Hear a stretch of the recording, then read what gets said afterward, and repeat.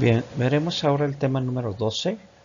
Tiene que ver con el calor cedido y absorbido por los cuerpos, es decir, por la termodinámica. La termodinámica es el movimiento del calor o de la temperatura.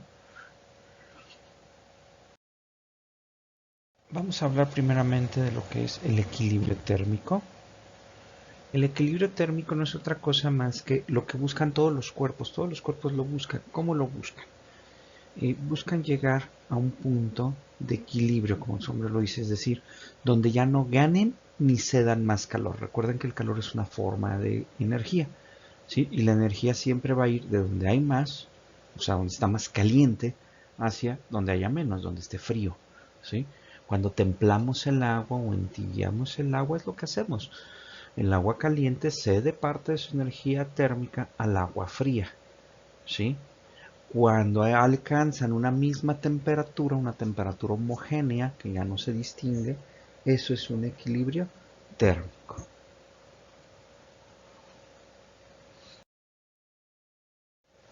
Ahora bien, tenemos algo que se le conoce como variables termodinámicas. Las variables termodinámicas son aquellas variables o componentes que alteran precisamente o que intervienen en este equilibrio térmico. Algunas de ellas son Algunas de las variables termodinámicas son la masa, que es la cantidad de materia que tiene un cuerpo. Lo podríamos ver así como las moléculas que tienen en un cuerpo. O sea, entre más moléculas, más masa tiene. No es así, pero bueno, para darnos una idea o una imagen mental, así lo podemos imaginar. El volumen, la cantidad de espacio que ocupa un cuerpo, la cantidad de materia que ocupa un cuerpo, ¿sí? O sea, el espacio que ocupa un cuerpo es el volumen. Este vaso con agua, si yo lo vierto en una jarra, pues la cantidad de agua podría ser insignificante, ¿no? O en un río. Sin embargo, afecta su volumen. O sea, el volumen es la cantidad de cantidad de espacio que ocupa un cuerpo. La densidad es la relación que hay entre la masa y el volumen del cuerpo, es decir, la cantidad de masa en determinado volumen. Incluso hicimos ejercicios de ello, ¿no?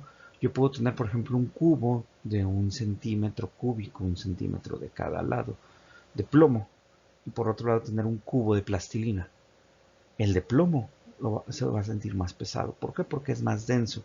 En ese poquito espacio hay más materia que en el cubo de plastilina. Por eso es que lo sentimos más pesado. Eso es la densidad, la cantidad de materia que hay en cierto volumen. La presión es la fuerza que se aplica en un cuerpo, ¿sí? Recuerden que la presión, a menor área de contacto, mayor presión, ¿sí? Por eso las personas que se acuestan en camas de clavos no les pasa nada. ¿Por qué? Porque distribuyen todo su peso, toda su masa, la distribuyen en todo el espacio. Es decir, el área incrementa.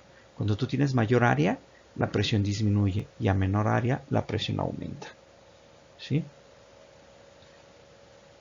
Y bueno, tenemos también eh, lo que es la temperatura, que es la magnitud con que las medimos la cantidad de calor de un cuerpo, ¿no? ¿Sí? Estas son algunas de las variables que tienen que ver con la termodinámica. Ahora, dentro de la termodinámica tenemos un concepto que se le denomina foco térmico. Un foco térmico es un sistema que no se afecta a su temperatura, ya sea que reciba calor o transmita calor, no va a afectar su temperatura, ¿sí? El foco térmico más claro que podríamos tener es el Sol. El Sol nos irradia calor, es decir, nos transmite su temperatura, pero no afecta la temperatura del Sol, no se ve afectada. O sea, la realidad es que irradia su calor, pero no pierde calor, no se está enfriando, ¿sí? Y si nosotros pudiéramos enviarle calor al Sol, pues tampoco alteraríamos su temperatura. Eso es un foco térmico. Un agujero negro es lo mismo. La cantidad de gravedad que hay en él es tan grande que es inalterable.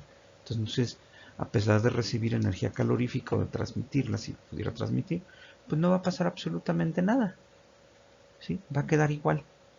Y a menor escala, ojo, no quiero decir que no exista el calentamiento global, sí existe y es algo muy serio que se esté calentando el planeta, es muy grave, porque precisamente estamos afectando el equilibrio térmico del planeta. Pero bueno, si lo vemos a pequeña escala y nos pudiéramos ir al polo norte o al polo sur, o sea, un ambiente muy muy frío, El calor que irradia nuestro cuerpo es tan insignificante que no alteraría la temperatura del polo. Al revés, sí, la temperatura del polo es tan baja que alteraría la nuestra. ¿Sí? O sea, esos son focos térmicos, lugares o sistemas que no se va a ver afectada su temperatura. ¿Sí? Ya sea que reciban calor o que lo transmitan, no se va a ver afectado. O sea, son tan extremos que no pasa nada. Y bueno, el contacto térmico se da precisamente cuando dos cuerpos o dos sistemas están en contacto térmico, es decir, pueden transferir temperatura. Recuerden que hay tres formas de transferir temperatura, ¿sí? Por contacto, ¿sí?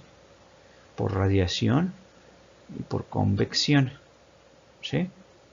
Entonces, cuando hay esta transferencia de temperatura, podemos decir que hay un contacto térmico. Y recuerden que el contacto térmico siempre va a buscar el equilibrio térmico, es decir, igualar la temperatura del objeto de mayor temperatura se va a transmitir hacia el de menor hasta que ambos alcancen una misma temperatura y eso es el equilibrio térmico. ¿Okay?